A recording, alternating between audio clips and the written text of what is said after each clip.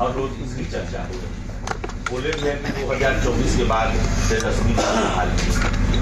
देखिए, ये आप दो सवाल कर रहे हैं। पहला तो आपने कहा कि प्रधानमंत्री बनने की चर्चा, मुझे तो ये चर्चा कहीं नहीं सुनाई थी। जिस दिन से नीतीश जी महागठबंधन में आए हैं उस दिन से ही मैं पत्रकारों को लगातार कह रहा हूं कि मैं इसको राज्य स्पेसिफिक घटना मानता हूं।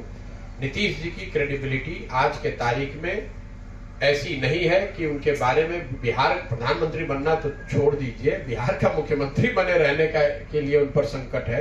कहीं कोई चर्चा नहीं है, कहीं कोई प्रयास नहीं है।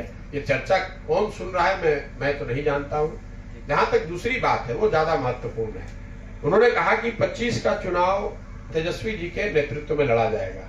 तो मेरी मांग ये है, मेरा सुझाव भी ये है कि भाई 25 तक इंतजार करने की जरूरत क्या है। आज जो गठबंधन है उसमें आरजेडी सबसे बड़ा दल है, तो नीतीश कुमार जी को अभी ही तेजस्वी जी को मुख्यमंत्री बना देना चाहिए ताकि वो 3 साल उनके पास काम करने का अवसर रहे और जनता के पास भी अवसर होगा कि वो देख पाएगी कि 3 वर्ष में तेजस्वी यादव ने कितना बढ़िया काम किया, ताकि जब उनके नेतृत्व में चुनाव हो तो जनता उनके कामकाज के आधार पर, उनके 3 साल के परफॉर्मेंस के आधार पर वोट कर सके। अभी तक जो हम लोग देख रहे हैं तेजस्वी जी का जो परफॉर्मेंस है, जिसके नेतृत्व में महागठबंधन चुनाव नीतीश जी के शब्दों में लड़ने वाला है, साहब ने ये कहा था कि मैं जब आऊंगा सरकार में तो पहली कैबिनेट में एक कलम साइन, पहला जो डिसीजन साइन करूंगा वो 10 लाख लड़कों के नौकरी का है। अब पिछले 3 महीने से ज्यादा से कैबिनेट में हैं और कई कैबिनेट में कई सिग्नेचर भी किए होंगे कैबिनेट के डिसीजन पे। मैं ये सोच रहा हूं कि 10 लाख नौकरी वाला जो डिसीजन था, मतलब कलम टूट गई है या स्याही सूख गई है, ये तो नीतीश जी और तेजस्वी यादव ही बताएंगे। लेकिन हम लोगों ने ये जरूर देखा कि लड़कों को टीईटी और सीटेट के पास किए हुए लड़कों को डाक बंगला चौराहे पर दौड़ा दौड़ा कर मारा गया। अगर आप 10 लाख लोगों को नौकरी देने की बात कर रहे हैं तो इससे आसान तो कोई तरीका ही नहीं है। बिहार में शिक्षकों की भारी कमी है और सीटेट और टीईटी और सीटेट पास किए हुए लोग जो है वो बैठे हुए हैं, वो क्वालिफाई किए हुए हैं। आप उनको एक कलम से उनको नौकरी दे सकते हैं। तो और आपने चुनाव से पहले वादा भी किया था, तो अब उनको दे के दिखा दीजिए। देखिए, ये झूठे वादे करना और लोगों को भ्रम में डालकर वोट लेना, इनकी ये पुरानी फितरत है। अब बिहार में सबसे ज्यादा हालत जो खराब है, ग्रामीण सड़कों की हालत खराब है। तो ग्रामीण सड़क मंत्री कौन है? ग्रामीण कार्य मंत्री तेजस्वी यादव है। ग्रामीण सड़क मंत्री कौन है? ग्रामीण कार्य मंत्री तेजस्वी यादव है।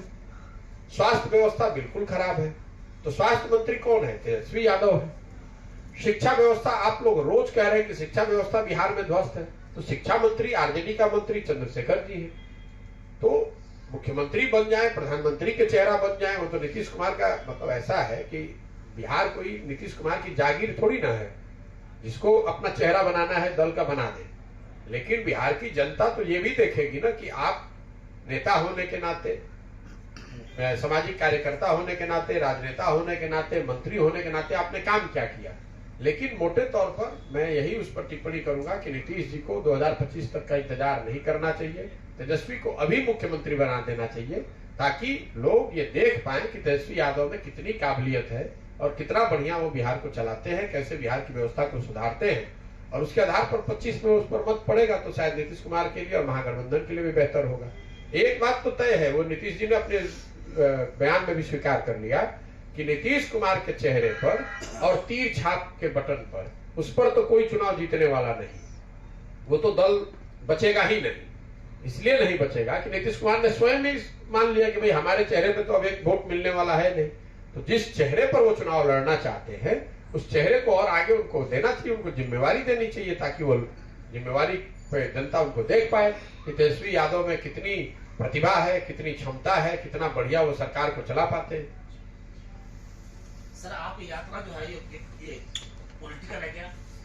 आने समय पॉलिटिकल रूप लेगा? भाई यात्रा जो है वो बिल्कुल सामाजिक है, जिसका उद्देश्य राजनीतिक हो सकता है। बिहार में एक नई राजनीतिक व्यवस्था बनाने के उद्देश्य से ये यात्रा की जा रही है। हम लोगों का मानना है कि बिहार की जो स्थिति है, अगर इसको सुधारना है तो कोई एक व्यक्ति या दल अकेला इसको नहीं सुधार सकता है। बिहार अगर सुधरना है तो वार्ड सदस्यों से लेकर ऊपर मुख्यमंत्री तक हर जगह पर सही लोगों के चुनकर लाए जाने की जरूरत है।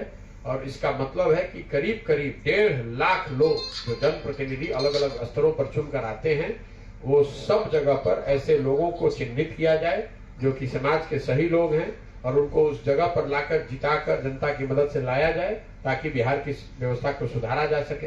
ये पूरा जो जन स्वराज अभियान है उसका एक उद्देश्य ये है कि समाज से ऐसे लाखों लोगों को चुनकर निकाला जाए जो समाज के सही व्यक्ति हैं, उनको वो विकल्प, वो प्लेटफॉर्म दिया जाए जिसके जरिए वो चुनाव लड़कर अपनी क्षमता के अनुसार इस पूरी राजनीतिक व्यवस्था के हिस्सा बन सके और बिहार को सुधारने की दिशा में अपना योगदान दे सके।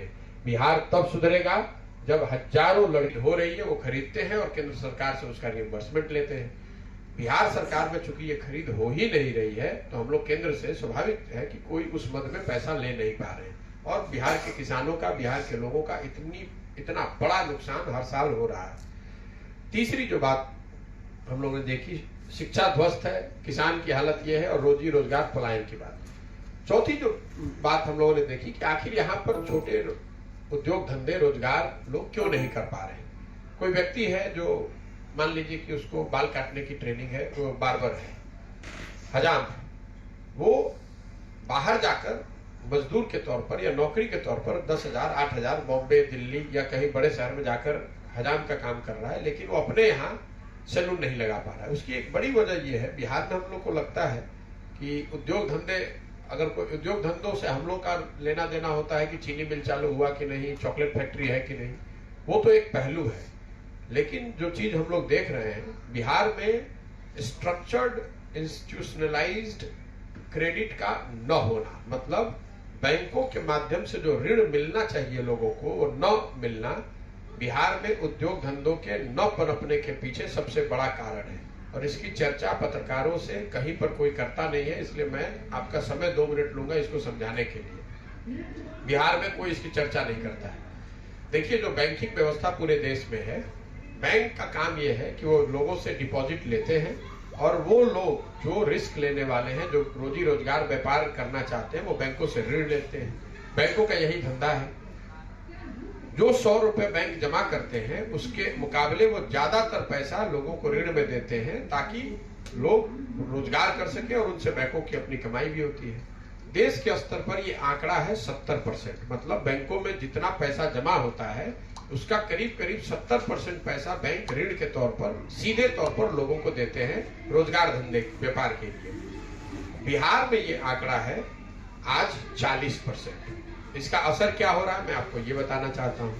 पिछले साल बिहार की गरीब जनता ने बिहार के बैंकों में 4.5 लाख करोड़ रुपया जमा कराया। 4,21,000 टू बी प्रिसाइज, इसमें ग्रामीण बैंक शामिल नहीं है। जो नेशनलाइज्ड और प्राइवेट बैंक हैं उसमें बिहार की जनता ने 4,21,000 करोड़ रुपया जमा कराया।